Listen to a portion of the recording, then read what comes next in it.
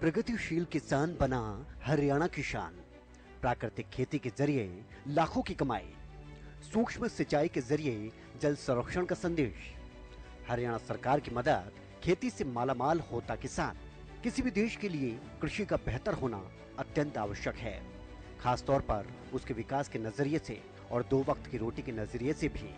भारत देश वो देश है जब एक समय में कृषि के नजरिए से यहाँ के हालात बहुत अच्छे नहीं थे, लेकिन हमारे मेहनतकश किसान ने अपने खून पसीने से न सिर्फ हालात को बदला, बल्कि देश को उस स्तर पर लाकर खड़ा कर दिया जहां आज भारत दूसरे देशों के लिए अनाज की कमी को पूरा कर रहा है। देश के हर राज्य की भौगोलिक परिस्थितियां अलग अलग हैं। यही कारण है कि हर राज्य की खेती के नजरिए से अलग पहचान है। हरियाणा कृषि प्रधान राज्य के तौर पर अपनी पहचान बना चुका है। हरियाणा की मनोहर सरकार के प्रयासों का नतीजा है कि आज का किसान तकनीक और वक्त के हिसाब से काफी अपडेट है। यही कारण है कि यहाँ दिन ब दिन किसान प्रगतिशील किसान की श्रेणी में अपना नाम दर्ज करवा रहे हैं। आज का समय वो समय है जब खेती की बजाय नौकरी घाटे का सौदा प्रतीत होती है और युवा भी प्राकृतिक खेती की ओर आकर्षित हो रहा है। नौकरी अच्छी हो तो खेती किसानी के बारे में भला कौन सोचता है, लेकिन बदलाव के इस दौर में कुछ लोग ऐसे भी हैं जो अपनी जिद और जज्बे के चलते नई राह पकड़ रहे हैं। पिछले कुछ वर्षों में आपने ऐसी कई खबरों के बारे में सुना होगा या पढ़ा होगा कि किसी ने इंजीनियर की नौकरी तो किसी ने गूगल की नौकरी छोड़कर किसानी शुरू कर दी। लेकिन एक ऐसे प्रगतिशील किसान भी हैं जो सरकारी नौकरी छोड़कर अपनी पुश्तैनी जमीन पर सूक्ष्म सिंचाई का उपयोग कर खेती कर रहे हैं और लाखों में कमा रहे हैं। करनाल जिले के गांव छपरियों के प्रगतिशील किसान मुकेश कुमार, जो आज दूसरे युवाओं के लिए उदाहरण पेश कर रहे हैं। सर, मैं पहले हरियाणा गवर्नमेंट में सर्विस करता था। नौकरी मेरी अच्छी थी, 40-45 हज़ार रुपये पर महीना लेता था मैं।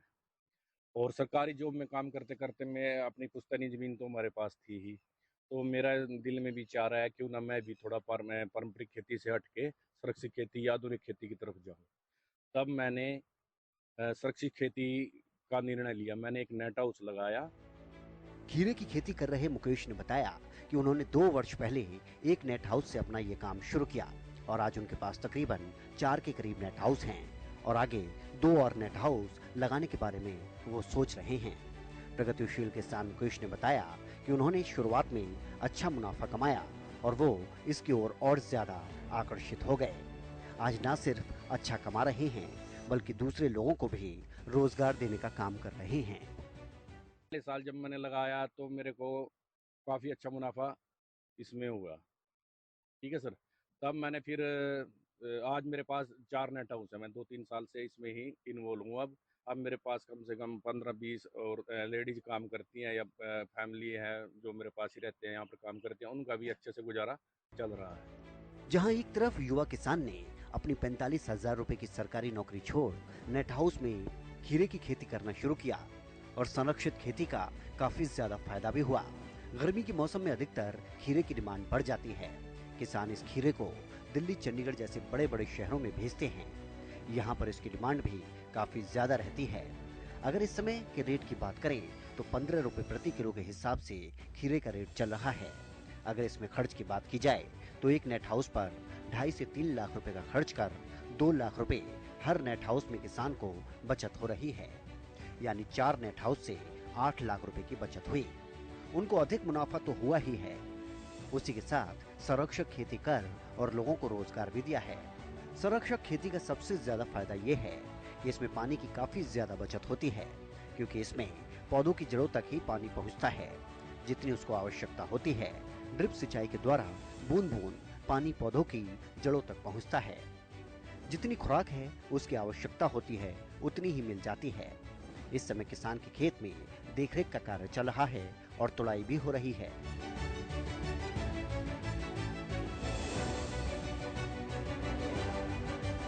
खीरा विभिन्न मौसम के लिए उपलब्ध किस्मों के अनुसार पूरे वर्ष उगाया जा सकता है।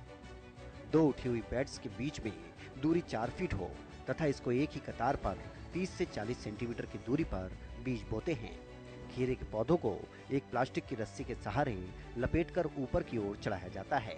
इस प्रक्रिया से प्लास्टिक की रस्सियों को एक सिरे की पौधों के आधार से तथा दूसरे सिरे को ग्रीन हाउस में क्यारियों के ऊपर 9 से 10 फीट ऊपर लोहे के तारों में बांध देते हैं और अंत में जब पौधा उस तार के बराबर जिस तार पर रस्सी का दूसरा सिरा बंधा होता है तो पौधा नीचे की ओर चलने लगता है और साथ साथ विभिन्न दिशाओं में निकली शाखाओं की निरंतर काट छांट करते रहें।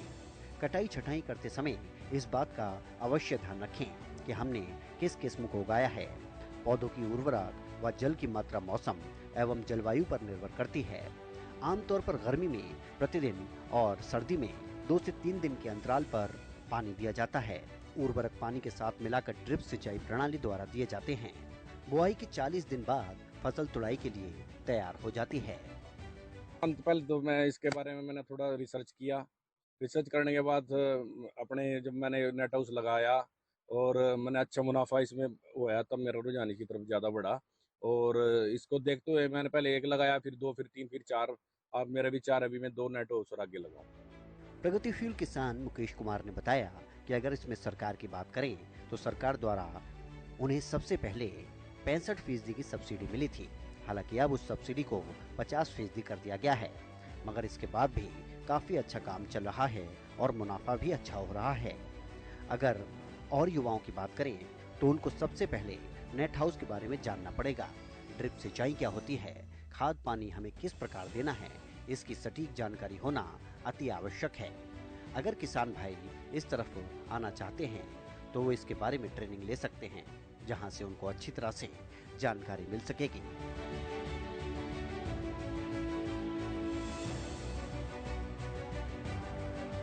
तो सर पहले तो आप इसका जो है मैं इसका जो पहले तो इसके बीज की क्वालिटी जो अच्छी होगी वही लगाना चाहिए। और मैं किसी कंपनी को तो मैं करता नहीं हूँ भाई इसका प्रमोशन कर रहा, मैं रिजवान के सीड लगाता हूँ। बेस्ट क्वालिटी के ही सीड है रिजवान के। और अब आप अच्छा सीड लगाए तो मुनाफा भी आपको अच्छा ही होगा। इसमें खाद पानी किस प्रकार देते हैं? खाद सारा एनपीके चलते हैं, ड्रिप के द्वारा चलते हैं, सूक्ष्म सिंचाई से। सूक्ष्म सिंचाई से होती है टपक विधि से। और जितना भी खाद अपना जो शेड्यूल होता है उसके हिसाब से दिया जाता है डेली का। और फायदा क्या है सूक्ष्म सिंचाई का? सूक्ष्म सिंचाई का सबसे बड़ा बेनिफिट तो आपके 80 से 90% आपका जल की बचत होगी। फ्लड इरिगेशन जो करते हैं उससे 80% आप जल बचा सकते हैं। अभी क्या कुछ कार्य चल रहा है?